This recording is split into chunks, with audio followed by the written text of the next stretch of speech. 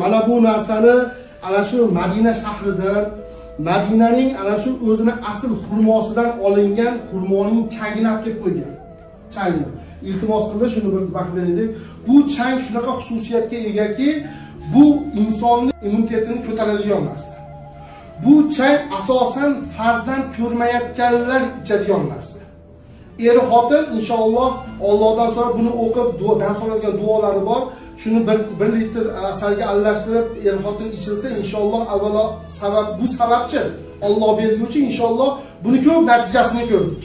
Mana shu tajribalardan ko'p narsani ko'rdik. Shuning uchun olib kelib qo'yganmiz. Shu o'zimiz ziyoratchilarga deb, mana shu ofisda bor vositalar ham bo'ladi o'zidan, mana shu yerda hayot vositalar ham bo'ladi. Ya'ni bu shunaqangi buni asli o'zimiz istagan bo'ladi. Immunitetimizni juda ham ko'taradi. Ko'p kasal bo'ladigan bolalar bor, immuniteti past. Shular uchun ham juda bir asqotadigan narsa. Xurmoning changi. Bu asl narsa. Endi bu bozordan ham topsa bo'ladi, lekin bozorda buni haliga aralashmalari ko'p. Haqiqiysi yo'q.